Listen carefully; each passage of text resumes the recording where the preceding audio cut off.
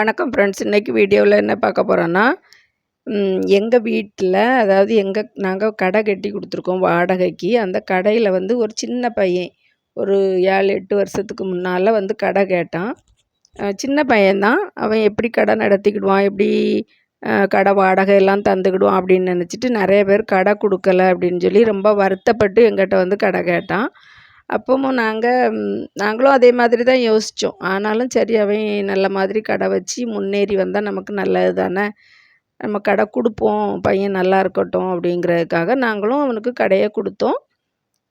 டெபாசிட்லாம் தந்துட்டு கடை வாடகையெல்லாம் மாதந்தோறும் கரெக்டாக தந்துடுவான். அப்படி ஒரு நல்ல பையனாட்டு நல்ல மாதிரி இருந்து, அதாவது பைக் எல்லாமே சர்வீஸ் பண்ணக்கூடிய கடை தான். அது வந்து கொஞ்சம் படிச்சிருந்தான் அவன்.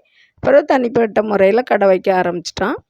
அந்த பையன்தான் இப்போது முன்னேறி கொஞ்சம் கொஞ்சமாக பைசா சேர்த்து ஒரு இடம் வாங்கினான். இடம் வாங்கி இப்போ அதில் தான் ஒரு வீடு கட்டியிருக்கான்.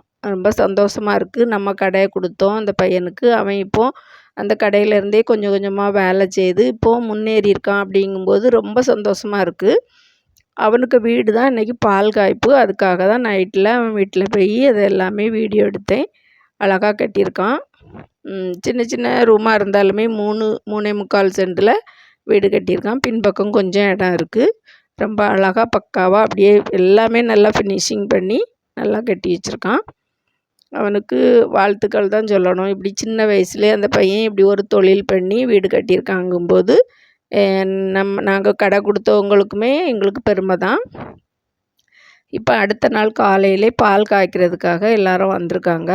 பால் காய்க்கும் போதே வந்துருங்க மாமி அப்படின்னு சொல்லியிருந்தான். சரின்னு சொல்லி நாங்களும் காலையிலே போயிருந்தோம். இப்போ அவங்க அந்த கணபதி ஹோமம்லாம் முடிச்சுட்டு இப்போ பால் காய்க்கிறதுக்கு ஆரம்பிச்சிருக்கோம். எல்லோரும் போய் பால் ஊற்றிக்கிட்டு இருக்காங்க. அதை தான் இப்போ பார்த்துக்கிட்டு இருக்கோம். பால் ஊற்றிட்டு அதுக்கு பிறகு தீபத்தை வச்சு பால் பொங்குறது எல்லாமே பார்க்கலாம்.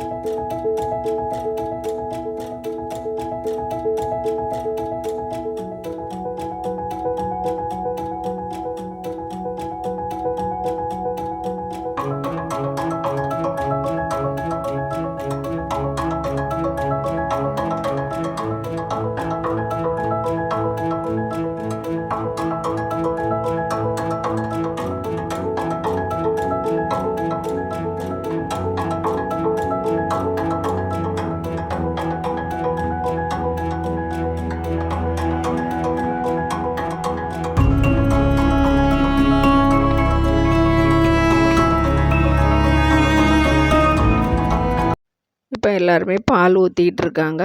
பால் ஊற்றிட்டு இனி நம்ம இந்த அடுப்புக்கு தீ பற்ற வைப்பாங்க.